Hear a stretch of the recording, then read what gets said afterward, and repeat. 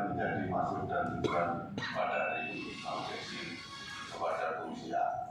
Waktu saya persilahkan, tidak usah panjang-panjang perkataan panjang-panjang, yang jelas maksud dan tujuannya, terus malnya gimana, mohon saya serahkan.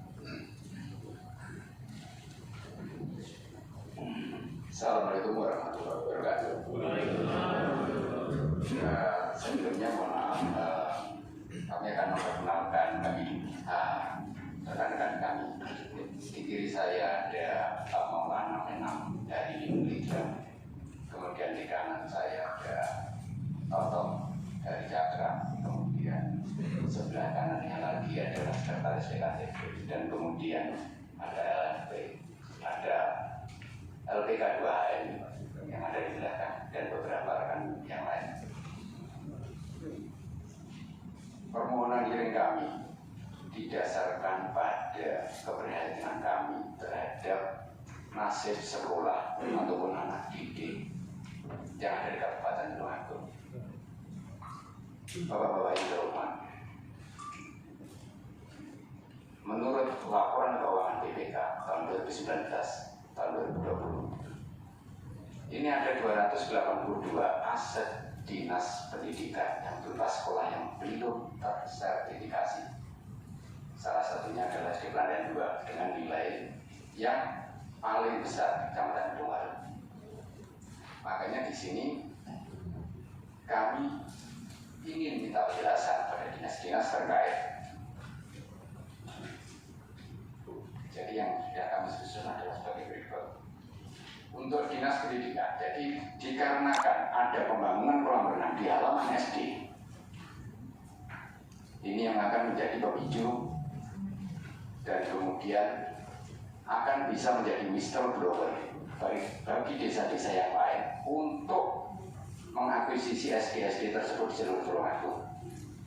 Termasuk sekarang pun sudah mulai ada gejolak di SD Rejosari. Yang ingin kami tanyakan kepada dinas pendidikan saat ini adalah, yang pertama adalah status sekolah. Ini sekolah impres atau bukan, perlakuan secara hukum atau peraturannya beda. Kemudian peraturan sekolah penerima DRK, dikarenakan SD tersebut tahun 2020 menerima DRK. Kemudian aturan merger atau regrouping. Kemudian untuk dari bapak-bapak PU, dan ini tata ruang tentang wahana komersial, karena ini pengelolanya adalah BUMDes, berarti wahana komersial.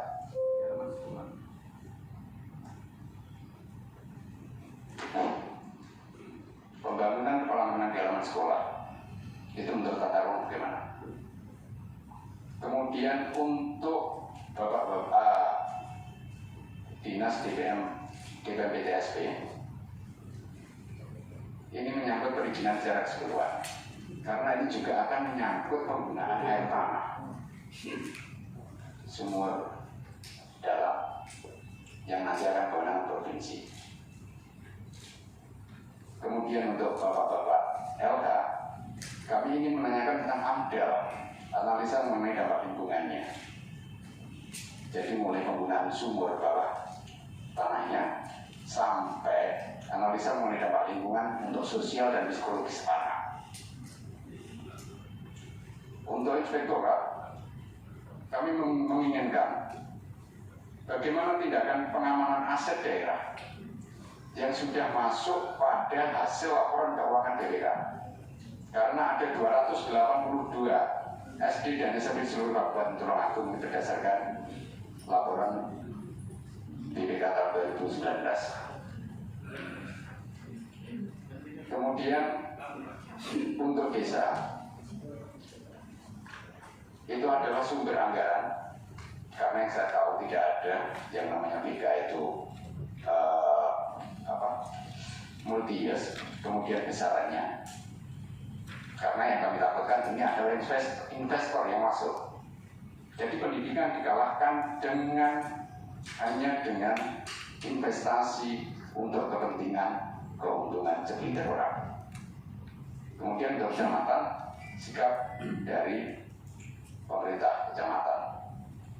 Terima kasih. Mungkin mohon supaya juga nanti masyarakat semua juga akhirnya tahu. Terima kasih Pak. Assalamualaikum warahmatullahi wabarakatuh. Jadi singkat jelas yang sudah disampaikan dengan pihak audiensi, yang jelas minta penjelasan dari dinas-dinas terkait, terutama dari Dispora Pendidikan, Pemuda dan Olahraga, juga kaitannya tata ruang PUPR, juga lingkungan hidup Anda yang perlu disampaikan. Untuk yang pertama kali saya persilakan dari Dinas Pendidikan. Terima kasih Bapak Ketua Komisi yang kami hormati. Jadi sebelum dilanjut Pak, mohon disampaikan mulai awal ada gejolak, mungkin ada pemberitahuan atau laporan dari pihak sekolah ke Dinas Pendidikan, terus langkah apa selanjutnya sampai di mana? Monggo. Terima kasih Bapak Ketua Komisi yang kami hormati. Assalamualaikum warahmatullahi wabarakatuh. Pertama-tama kami sampaikan apresiasi terhadap teman-teman komunitas yang sudah melakukan aksi peduli terhadap lingkungan sekolah yang ada di Dinas Pendidikan. Terima kasih sekali. Jadi terkait dengan apa yang disampaikan tadi, ada 4 poin yang perlu dijelaskan. Yang pertama adalah terkait dengan aset sekolah. Aset sekolah SD Negeri 2 Klaten ini dibangun pada tahun 1973. Jadi status SD-nya juga SD Impres. Terkait dengan yang berikutnya, terkait dengan peraturan sekolah penerima di AKM, untuk sekolah-sekolah yang menerima di AKM itu, ketika sekolah tersebut berdiri di atas tanah kas desa, itu senyaman di sana sudah ada yang namanya mekanisme perjanjian pinjam pakai, itu bisa dilakukan rehab dari dana DAK.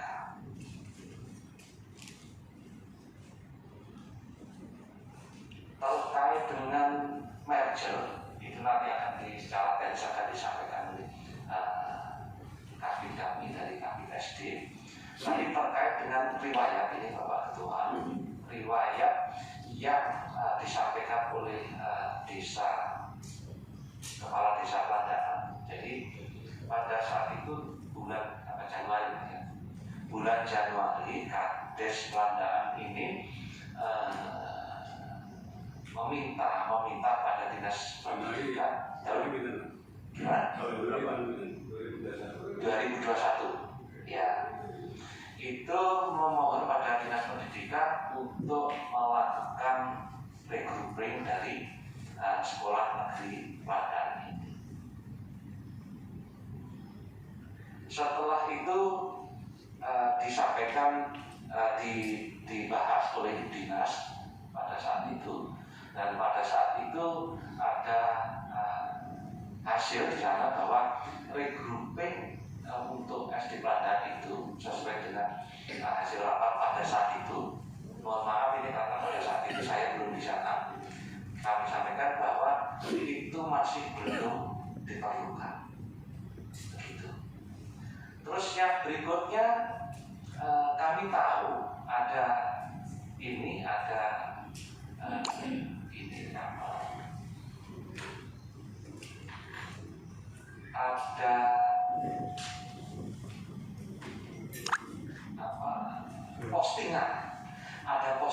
postingan di medsos bahwa sekolah tersebut juga ada dibangun rumah-rumah. Setelah itu saya koordinasikan, saya telepon kepada UPAS, koordinator di wilayah kecamatan. Saya sampaikan apakah itu betul kondisi seperti itu. Itu betul sekali kondisi di lapangan. Nah, terus akhirnya setelah itu kami melakukan konsolidasi ke dalam dan kita koordinasi dengan Pak Camat Gedung Baru pada saat itu. Dan setelah itu kami bersama-sama menghadap kepada Bapak Bupati. Dari hasil koordinasi dengan beliau Bapak Bupati itu diambil sikap tengah. Kenapa diambil sikap tengah? Karena satu, dana yang digunakan untuk pembangunan kolam renang itu adalah bersumber dari BK provinsi. Satu. Nah, karena ini sumber dana itu dari BK provinsi dan itu juga harus dipertanggungjawabkan oleh dalam hal ini desa sebagai penerima, itu tidak akan mungkin dilakukan proses pemberhentian. Tetapi kebijakan yang diambil pada saat itu adalah untuk menghindari adanya gangguan terkait dengan proses belajar mengajar. Itu disepakati dengan pihak desa di depan beliau Bapak Bupati. Itu dilakukan pembatasan terkait dengan pembangunan kolam renang. Dan di sana juga disampaikan terkait dengan merger itu tidak bisa serta-merta dilakukan. Saya sampaikan begitu pada Pak Kades dan Pak Camat, karena merger ini ada mekanisme yang harus dilalui seperti itu. Tetapi pada saat itu yang jelas satu hal yang perlu Bapak Ibu semuanya ketahui terkait dengan SD Padang ini, yang terjadi adalah kesepakatannya ada pembatas di sana, pembatas terkait dengan antara lingkungan sekolah dengan yang dibangun oleh pihak desa, sehingga ketika ini dilakukan proses pembangunan tidak mengganggu kegiatan belajar mengajar. Kiranya itu yang bisa kami sampaikan Bapak Ketua Komisi terkait dengan proses mekanisme merger ini. Coba biar Pak Kabindes bisa menyampaikan. Kami silakan Pak Kabindes. Terima kasih dari kami. Assalamualaikum warahmatullahi wabarakatuh.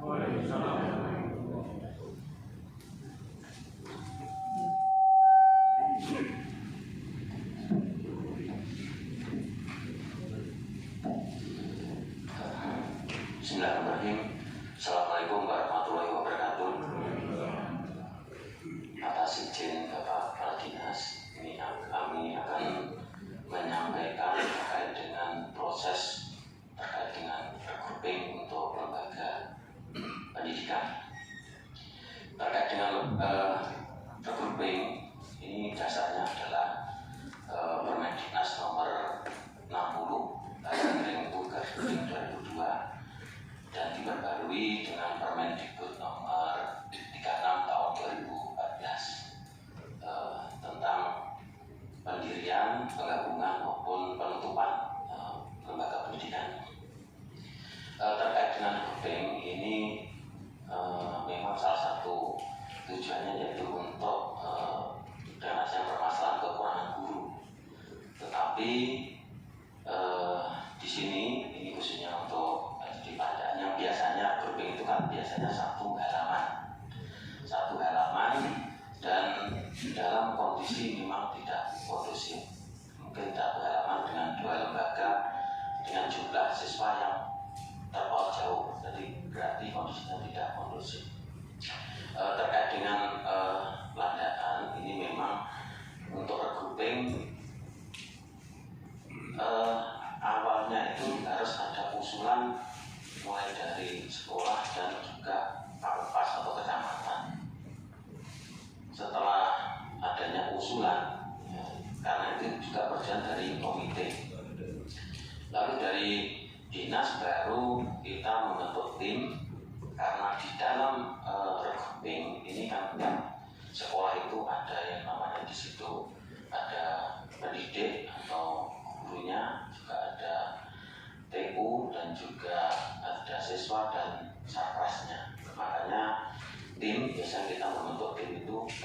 dari tim dari Bapeda, dari unsur PU, dari aset atau BPKD. Karena terkait dengan aset ini untuk di Pandan ini secara administrasi, secara dokumen ini tanah bukan milik desa, tetapi bangunannya adalah milik pemerintah. Nah, terkait dengan kaitan dengan aset ini, makanya dari setelah membentuk tim, kami akan langsung terjun ke lapangan. Pertama terkait dengan penataan gurunya, karena di situ kalau mau di-regrouping gurunya dikemanakan, juga GTT-nya, jadi juga mungkin ada operator dan sebagainya. Dan ini perlu ada pembahasan, makanya grouping ini tidak bisa spontan atau langsung dibuatkan. Grouping itu tidak bisa, jadi harus diproses. Terus terkait dengan aset juga demikian, kalau memang di-grouping, dan ini perlu kami sampaikan, kadang-kadang itu di masyarakat itu merasa kalau sudah di-grouping itu menganggap bahwa gedungnya itu lebih. Karena apa? Karena di standar nasional pendidikan, terutama di Sapras, bahwa lembaga sekolah itu tidak hanya butuh ruang kelas saja, tetapi juga butuh ada ruang perpus, ada musola, ada UKS, ada dan sebagainya. Makanya setelah di-regrouping itu biasanya memang digunakan karena sekolah itu cuma punya ruang kelas. Kalau sudah di-regrouping maka kelas yang lain itu bisa digunakan seperti itu. Tapi anggapan dari masyarakat kadang-kadang di-regrouping berarti kelasnya kurang dan sebagainya. Padahal itu tidak. Jadi sekolah itu butuh itu karena untuk peningkatan mutu di situ. Lalu terkait dengan kalau sudah di-regrouping maka siapa yang meminta untuk meregrouping itu maka akan mengganti aset atau gedung senilai yang sudah dihitung. Biasanya kalau kondisinya itu sudah agak kurang bagus, biasanya menghitung adalah dari PU. Jadi nilai bangunan itu semestinya berapa, itu nanti misalkan yang minta desa, ya desa untuk mengganti senilai bangunan itu biasanya seperti itu kaitan dengan, karena itu aturannya seperti itu. Dan kemarin dari kami terus terang sudah koordinasi tadi telah sampaikan Pak Kadin, kita sudah mengundang ada dari kepala sekolah, dari Kaupas, dari komite terkait dengan regrouping untuk SD Pandaan 1 itu kami sudah menyampaikan untuk mengusulkan, tetapi dari yang bersangkutan masih sementara ini masih belum mau untuk di regrouping. Jadi setelah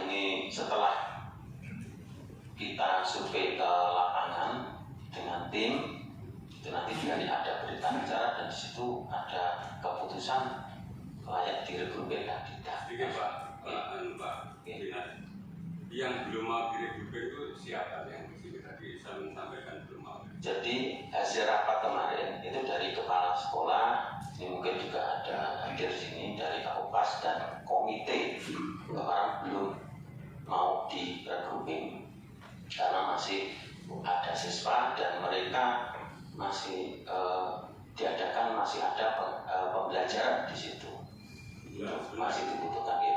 Tapi persyaratan yang saya sebutkan tadi mulai awal kan tidak ada klausul bahwa kalau ini tidak setuju tidak bisa dilakukan kan gitu.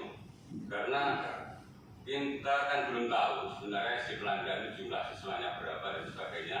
Nanti kalau sudah tahu, kalau siswanya memang habis, terus yang di-regrouping nggak mau, apakah yang dilakukan? Kan harus tetap kita lakukan. Terima kasih. Terima kasih. Perlu kami informasikan bahwa untuk jumlah siswa ini 26 siswa jumlahnya, dan ini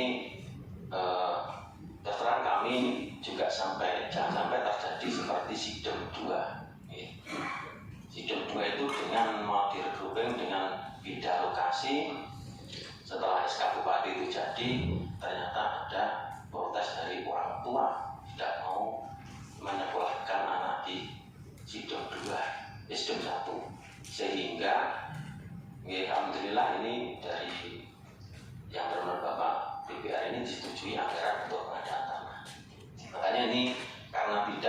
halaman Bapak. Ini perlu ada pertimbangan seperti itu, dan sampai nanti setelah kita recruiting ternyata orang tua yang menyekolah anak di situ juga seperti sidem 2 kemarin.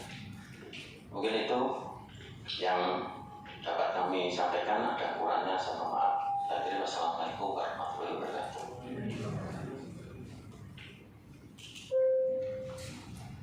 Terima kasih sebagian dari Kabit SD yang sudah memaparkan kaitannya manajer atau recruiting. Yang jelas saat ini belum sampai terjadi Pak ya.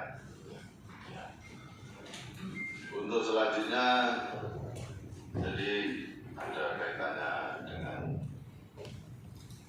PUPR, ini mungkin kaitannya dengan perizinan.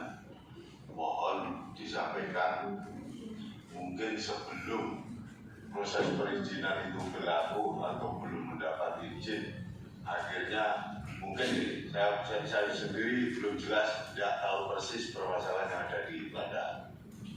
Kurang oleh izin kari-kari wis mau bangun kari berdiri seumpama gitu, mohon Pak PUPR.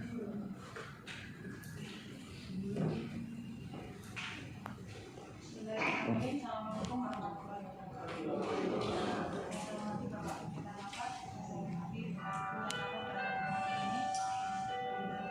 Mengenai dari tata ruang di dalam sekolah, perlu kami sampaikan bahwa dasar kita menentukan tata ruang itu adalah RDTR, di mana ini sifatnya adalah suatu kawasan atau zona. Jadi kami tidak bisa menyampaikan rigid atau di halaman sekolah, karena kan itu adalah suatu kawasan. Kalau suatu kawasan itu berarti kan lebih luas. Dasarnya RDTR kita di WP Tulungagung itu berdasarkan Perda Nomor 10 tahun 2016. Kalau dilihat dari segi kawasannya ini perhitungannya adalah zona kepadatan tinggi. Jadi kalau itu mengenai tata ruangnya itu kita melihat dari jika ada pembangunan, jadi nanti ada dilatih sertifikat, ada koordinat dan lain sebagainya. Jadi kita kaitkan dengan RDTR-nya, kemudian kita bawa ke forum namanya forum KPR. Itu nanti dibahas bersama-sama di dalam forum KPR tersebut.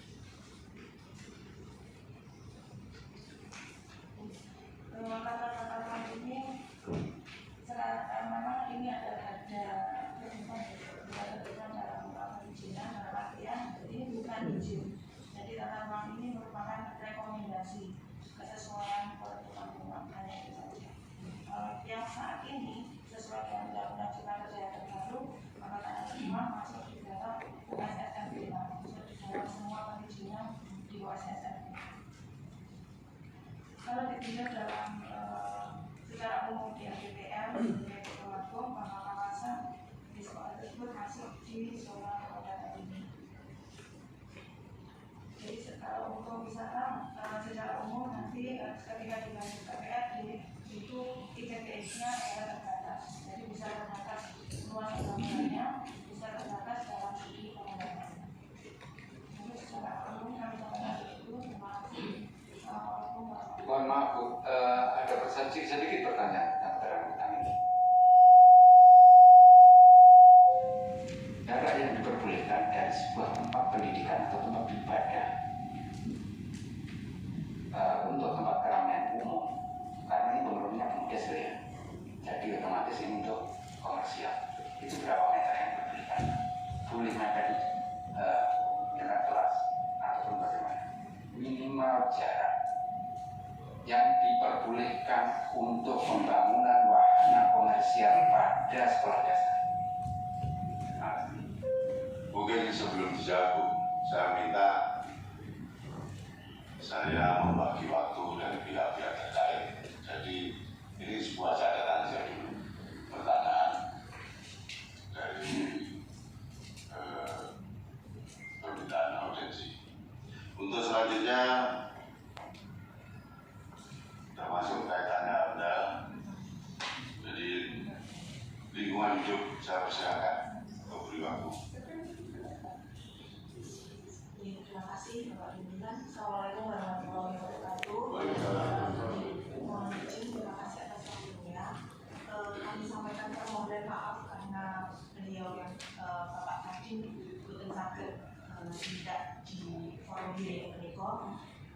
menyampaikan salam hormat juga ke Ketua Perkumpulan Komunitas Tulungagung Berdiri terkait dengan dokumen AMDAL. Kita kalau bicara AMDAL nanti terlalu luas ya tadi. Jadi dengan adanya Undang-Undang Cipta Kerja nomor 11 tahun 2020, kemudian adanya PP nomor 5 tahun 2021, kemudian dengan adanya PP 5 tahun 2021, ini memang menjadi dilema Bapak bagi istilahnya pemerintah kabupaten, karena dengan adanya Undang-Undang Cipta Kerja Menko itu kan tujuannya untuk memudahkan berinvestasi bagi setiap usaha atau kegiatan. Kemudahan Menko bisa dilakukan dengan adanya online single submission. Mungkin dari DPRD bisa menjelaskan terkait dengan OSS. Jadi sekarang itu pengusaha yang berinvestasi ke Kabupaten Tulungagung itu kadang kita yang punya wilayah itu tidak mengerti kalau di sini itu ada investasi ini, karena seperti juga di lingkungan hidup kita itu memiliki hak akses, gitu. Jadi DLH itu memiliki hak akses untuk melihat kegiatan apa saja sih yang sudah masuk ke OSS. Tapi seringkali itu pengusaha itu masuk dengan istilahnya usaha mikro. Jadi kalau usaha mikro itu segalanya dipermudah. Jadi begitu dia memasukkan data modal di bawah 5 miliar, itu dia sudah masuk ke usaha kecil menengah, sehingga ketentuan perizinan itu sudah masuk semua, sudah dikeluarkan semua di OSS. Itu yang menjadi dilema bagi kami. Jadi kami pun di DLH juga mengalami kesulitan. Jadi kalau dulu dengan undang-undang yang lama itu, dengan peraturan yang lama, kita bisa setiap usaha itu bisa melalui, misalkan harus melalui tata ruang dulu, harus melalui tata ruang dulu, kemudian DLH melakukan pengurusan dokumen lingkungan atau kemudian mengurus IFB. Kalau sama itu kita sama sekali memang sangat pada prakteknya itu memang dari pusat memudahkan berinvestasi, tapi di pemerintah kabupaten sendiri itu sangat membuat kita kebingungan. Itu tidak di Kabupaten Tulungagung saja, saya kira juga di seluruh kabupaten kota di Indonesia. Terima kasih Bapak dari Ketua Perkumpulan Komunitas Tulungagung. Jadi kalau terkait dengan dokumen lingkungan, kita tidak bisa mengetahui bahwa semua kegiatan itu harus AMDAL. Jadi kalau jenis dokumen lingkungan itu setiap usaha itu harus memiliki dokumen lingkungan Tapi jenis dokumen lingkungan itu sebenarnya ada 3 Bapak. Jadi ada yang SPPL, namanya itu surat kesanggupan pengelolaan pemantauan lingkungan hidup. Kemudian ada yang namanya UPL, upaya pengelolaan lingkungan hidup, dan upaya pemantauan lingkungan hidup. Dan itu semua juga UPL itu sekarang dipermudah. Jadi ketika pengusaha masuk ke OSS, itu kalau dia menengah rendah itu dia disediakan dan di sistem itu sudah disediakan.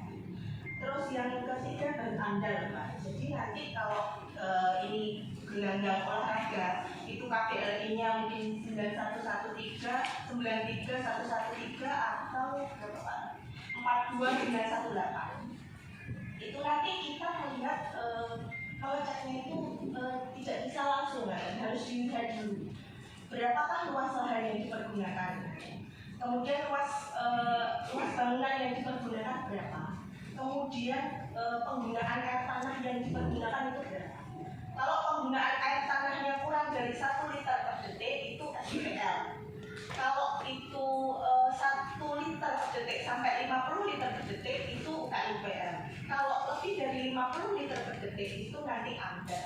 Jadi itu nanti ada perhitungannya sendiri. Nanti kita melakukan kajian namanya penapisan. Jadi penanggung jawab usaha dalam hari ini nanti penanggung jawab gelanggang kolam renang ini nanti berkirim ke kami ke DLH. Nanti dia mengirim data-datanya apa saja, termasuk dengan penggunaan airnya. Kita analisa. Jadi nanti kita lihat penggunaan airnya. Kalau waktu itu memang lebih dari 50 liter per detik penggunaannya, itu nanti masuk AMDAL. Dan itu pun AMDAL. Jadi dari pembangunan belum mengajukan izin? Belum Bapak, belum. Jadi kami tahu permasalahan ini tuh ada surat yang dikirimkan ke kami tembusan pada tanggal 16 Desember 2021. Itu pun permohonan hearing itu kami di tembusan ya. Itu Bapak sementara mungkin yang kami sampaikan. Terus mungkin yang perlu kami sampaikan juga, jadi nanti kalau di lingkungan hidup, kalau sudah sesuai dengan tata ruang, itu nanti baru ke lingkungan hidup. Kalau itu tidak sesuai tata ruang itu juga tidak bisa, kami tidak bisa menerbitkan yang terkait dengan dokumen lingkungan. Terus terkait dengan penggunaan air tanah, ini kan kegiatannya kalau KBLI 93113 dan KBLI 42918 itu menurut PP 5 itu dia kewenangan perizinnya itu di provinsi. Jadi kewenangan perizinannya di provinsi. Namun demikian maksudnya walaupun di provinsi itu bisa melalui OSS. Dan terkait dengan kewajiban dari penanggung jawab kegiatan, selain nanti menyusun dokumen lingkungan, nanti ada kewajiban yang namanya untuk pengurusan surat izin penggunaan pemakaian air tanah. Nanti itu pun kewenangannya juga di SDM Provinsi Jawa Timur. Terus untuk penggunaan air tanah, misalkan nanti penggunaan air tanahnya itu kalau dihitung lebih dari 10 meter kubik per hari, itu nanti dia wajib membuat sumur dalam. Itu kedalaman lebih dari 50 meter, itu baru boleh. Saya kira demikian. Terima kasih. Assalamualaikum warahmatullahi wabarakatuh. Terima kasih. Jadi dari lingkungan hidup belum pernah mengeluarkan surat atau surat perizinan dari pihak kolam renang itu masuk juga belum membuat apa-apa, belum ketika namun sudah terbangun seperti itu. Terus saya kembalikan ke PUPR, itu apa pernah mengeluarkan rekomendasi atau istilahnya memperbolehkan layak untuk dia mendirikan kolam renang di Bali Desa? Belum pernah apa? Tidak pernah. Oh, belum pernah. Ya, terima kasih. Jadi untuk selanjutnya ini terkait bisa juga melekat di DLPD juga yang punya wilayah lingkungan Pak Camat, mohon sedikit dengan adanya belum gejolak itu, permasalahan itu sebelumnya mana langkah apa yang sudah ditindaklanjuti. Saya persilakan untuk Pak Camat dulu, mohon.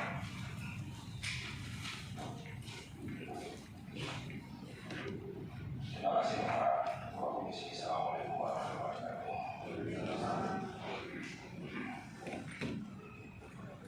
Terkait dengan permasalahan kekeluargaan ini,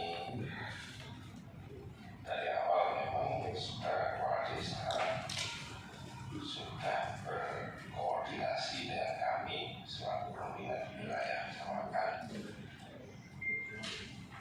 menilai surat-surat yang telah dikeluarkan oleh pihak desa maupun aturan yang kami pahami, kami sangat sepakat dan mendukung apa yang dilakukan oleh pemerintah desa. Pertama, tadi disampaikan oleh Bapak Kepala Dinas bahwa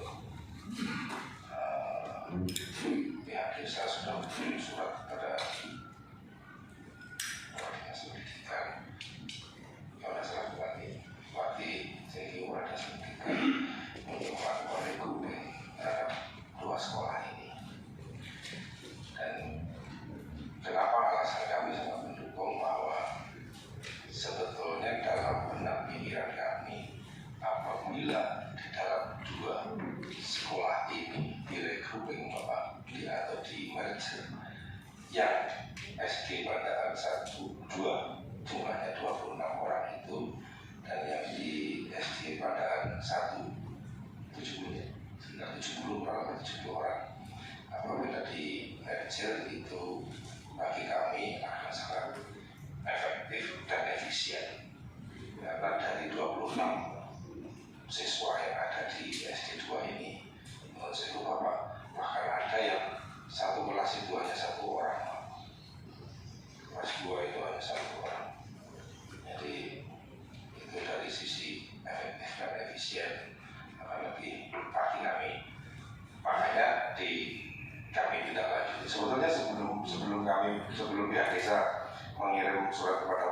waktu itu sudah ada komunikasi secara lisan.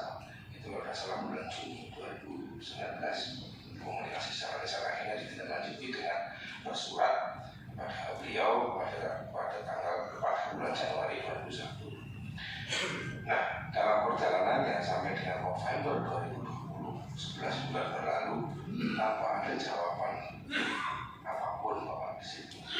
Dan tadi disampaikan oleh Bapak Kepala Dinas Pendidikan bahwa sudah ada keputusan belum diperlukan regrouping. Jadi kalau tidak salah seperti ini Pak. Artinya pada waktu itu berarti sudah ada keputusan setelah melalui pembahasan dan rapat-rapat ditetapkan belum diperlukan regrouping.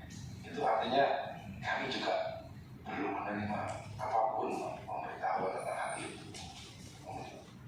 Minimal kami berkirim surat, paling tidak kami juga mendapat surat balasan. Oh, lurah iki kurang perlu regrouping, iki surat tidak. Itu bisa dijadikan dasar mungkin oleh kepala desa untuk menentukan langkah selanjutnya.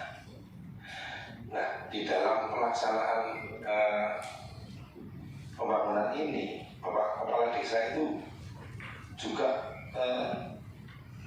melaksanakan amanah yang diberikan oleh keputusan tertinggi di desa dalam hal ini.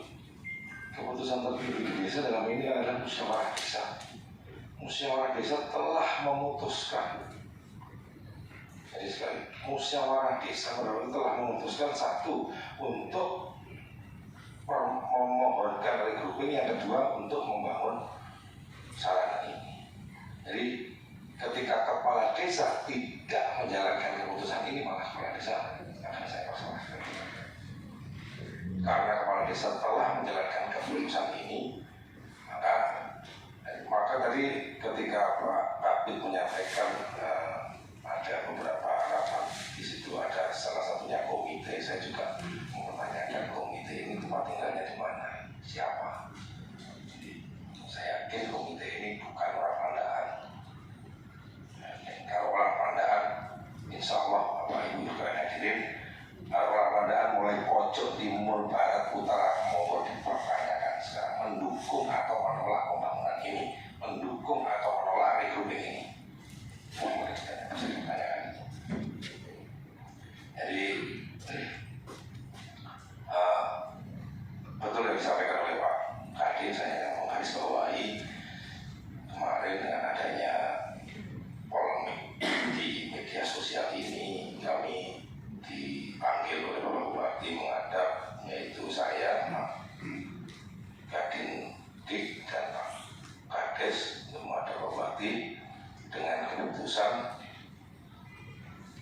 tadi disampaikan sudah di tengah. Jadi pembangunan jalan terus, proses regrouping jalan terus.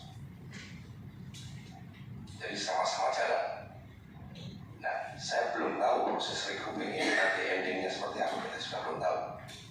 Tapi yang jelas ketika pembangunan ini terus tetapi regrouping mandek, berarti proses belajar mengajar di desa ini kan harus berlangsung, kan tidak boleh berhenti karena tidak ada regrouping. Makanya disepakati tadi harus ada pembatas di situ. Harus ada pembatas. Kalau sekarang harus ada pembatas. Ya. Panjenengan boleh tertawa, panjenengan boleh monggo silakan itu apa panjenengan.